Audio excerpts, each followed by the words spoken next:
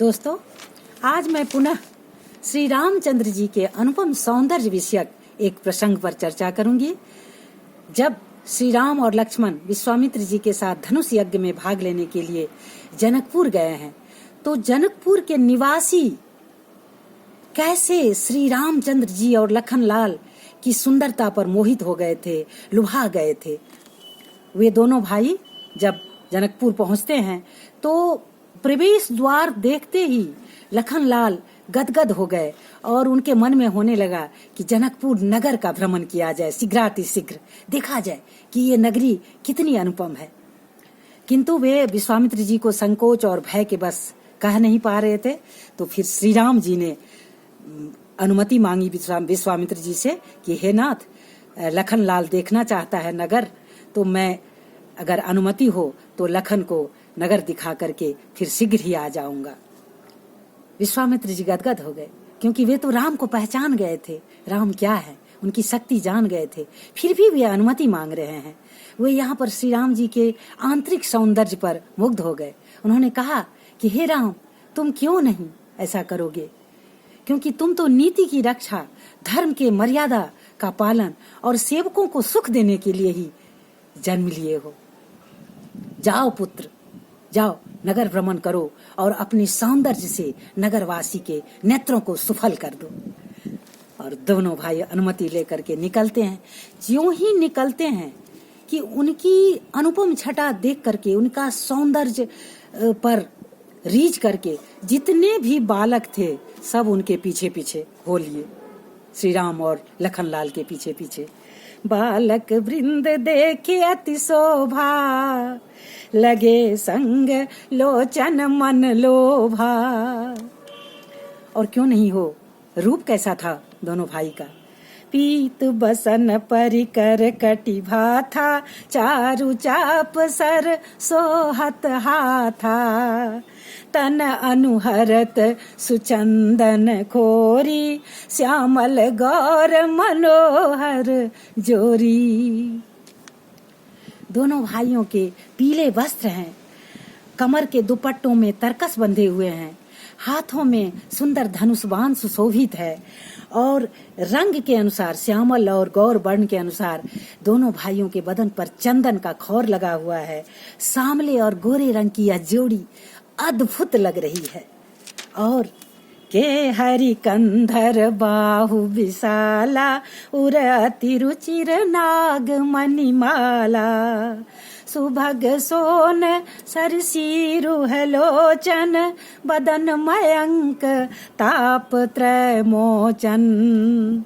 सिंह के समान दोनों भाइयों का गर्दन है, विशाल भुजाएं हैं और छाती पर सुंदर गजमुक्ता की माला लटक रही है। सुंदर लाल कमल के समान नेत्र हैं और तीनों तापों से छुड़ाने वाला मुखमंडल है। काननी कनक फूल छवि देही, चितबत चितहि चोरी जनु लेही। चित बनि चारु ब्रिकुट बर बाकी, तिलक रेख शोभा जनु चाकी। कानों में सोने के सुंदर कर्ण फूल लटक रहे हैं। वो देखते ही लोग मुग्ध हो जाता है। उनकी दृष्टि इतनी मनोहर है कि जिधर भी डालते हैं लोग खो जाता है। और भौहें तिरछी और सुंदर है और तिलक की रेखाएं तो इतनी सुंदर है मानो सभी सौंदर्य पर वो मुहर लगा रही है। रुचिर चौतनी सुभग सिर, मेचक कुंचित केस। नख सिक सुंदर बंधु दो, शोभा सकल सुदेश। सिर पर चौकोर टोपी सुशोभित हो रहे हैं और काले घुंघराले बाल हैं। दोनों भाई नख से सिख तक सौंदर्य का चरम रूप में है, मानो जिस अंग की जैसी सुंदरता होनी चाहिए वो वहां पर विराजमान है। ऐसा सौंदर्य देख करके अब बालक के बाद जितने भी युवा और वृद्ध, जितने भी पुरुष थे, सभी ऐसे दौड़ पड़े उनके पीछे पीछे जैसे दरिद्र को खजाना के बारे में पता चल जाए तो वो उसको लूटने के लिए जैसे दौड़ेगा। धाये धाम काम सब त्यागी, मनहु रंक निधि लूटन लागी। और महिलाएं तो झरोखे से, खिड़की से, केवाड़ी के ओट से निहार रही है उस सौंदर्य को, क्योंकि महिलाएं तो पहले निकलती नहीं थी, और आपस में बात कर रही है। क्या बात कर रही है? कहीं परस्पर बचन सप्रीति, सखीन कोटि काम छवि जीती। सुर नर असुर नाग मुनि माही, शोभा असी कहूँ सुनियत नाही। हे सखी, इन दोनों भाइयों में तो करोड़ों कामदेव की शोभा विराजमान है, और देवता, मनुष्य, असुर, सुर, मुनि, किसी में भी ऐसी शोभा देखने को, सुनने को नहीं मिली है आज तक। विष्णुचारी भुज विधि मुखचारी, विकट बेस मुख पंच पुरारी। अपर देव अस को न आही, यह छवि सखी पट तरिये नाही। हे सखी, सुनते हैं कि विष्णु बहुत सुंदर हैं, किंतु उनकी भी 4 भुजाएं हैं। ब्रह्मा जी भी बहुत सुंदर हैं, किंतु उनके भी 4 मुख हैं। और शंकर तो विकट बेसधारी है ही, और ऊपर से 5 मुख है। कहो, इनकी उपमा भी किन से की जाए? कोई ऐसा सुभग दिखता ही नहीं है, कभी भी सुनने में भी नहीं आया है। बै किशोर सुषमा सदन, श्याम गौर सुखधाम। अंग अंग परवार यही, कोटि कोटि सतकाम। ये किशोर अवस्था के, सुंदरता के घर, सांवले और गौर वर्ण के दोनों बालक सुख के धाम हैं। तब एक सखी कहती है कि सुनो, मैंने जो सुना है वो मैं तुम्हें सुनाती हूँ। ये दोनों दशरथ के पुत्र हैं, और विश्वामित्र के यज्ञ की रक्षा करने के पश्चात धनुष यज्ञ में भाग लेने के लिए जनकपुर आए हैं। तो उसमें से फिर एक सखी कहती है, देखी राम छवि को एक कही, जोग जान की यह बर अहि।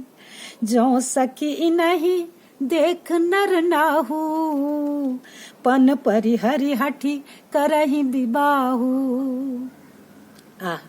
हे सखी, यह वर तो, यह जो श्यामल राजकुमार है, यह तो जानकी के वर जैसे सुशोभित हो रहे हैं। क्या राजा अगर इसको एक बार देख लें तो अपना पन छोड़ करके और जानकी की शादी इनके साथ कर देंगे, निश्चित रूप से कर देंगे। तो दूसरी सखी कहती है कि नहीं, ऐसा मत सोचो, राजा ने इनको देख लिया है, इनको सम्मान भी बहुत दिया है, मुग्ध भी हो गए थे, किंतु अपने राजा प्रण छोड़ने वाले नहीं हैं। उनको दुख हो रहा है सखी सबको कि राजा तो प्रण छोड़ेंगे नहीं, और ये वर कैसे मिलेंगे मेरी जानकी को। तो लेकिन फिर एक सखी दुखी होकर के कहती है, होनी के बसीभूत होकर के राजा ऐसा अविवेकपूर्ण हट कर लिए हैं। फिर तीसरी सखी कहती है, चिंता नहीं करो, जो कह जो भला है विधाता, सबका सुनिए उचित फल दाता। तो जान की मिली बरेहू, नाही नाली यहाँ संदेहू। यदि विधाता दयालु हैं, कृपालु हैं और सबको उचित फल देते हैं, तो जानकी को यह वर निश्चित रूप से प्राप्त होगा। और हे सखी, यदि ऐसा हो जाता है तो हमारे भाग्य भी सुधर जाएंगे, हम भी कृतकृत्य हो जाएंगे, क्योंकि जानकी के बहाने हम लोग भी आएंगे और इनके मूर्ति मनोहर को निहारेंगे, देखेंगे, हमारे भी भाग्य खुल जाएंगे। तो फिर और सखी दूसरी कहती है, को कह शंकर चाप कठोरा, ए श्यामल मृदु गात किशोरा। हे सखी, धनुष तो बहुत भारी है, शंकर का जो यह धनुष है बहुत कठोर है, और यह श्यामल जो राजकुमार है अत्यंत कोमल है, कैसे तोड़ पाएंगे बताओ? तुम तो कह रही हो, लेकिन तोड़ कैसे पाएंगे? तो फिर दूसरी सखी कहती है, सखी इन कहा को अस कहाई, बड़ प्रभाव देखत लगुआई। हे सखी, कोई कहते हैं कि ये देखने में छोटे हैं, किंतु इनके प्रभाव बहुत बड़े हैं। कहो तो अहिल्या का उद्धार इन्होंने अपने चरण रज से कर दिया है। ये कोई सामान्य व्यक्ति हैं? नहीं, ऐसा हो ही नहीं सकता है। ये निश्चित रूप से शिव जी का जो धनुष है उनको तोड़ेंगे। और फिर कहती है, और बात तो छोड़ो, यदि ब्रह्मा ने रच रच करके सीता को इतना सुंदर रूप दिया है, सीता को सुंदरी इतना बनाए हैं वो, तो क्या यह श्यामल वर उनके लिए ही नहीं रचे होंगे? निश्चित रूप से विधाता ने सीता के लिए ही इनको रचा है, और इसलिए निश्चिंत रहो, यह वर सीता को मिलेगा ही।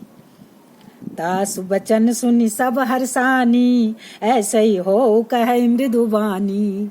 उस सखी की वचन को सुन करके सभी खुश हो गई और कहने लगी, ऐसे ही हो, ऐसे ही हो, तुम्हारी वाणी सच हो।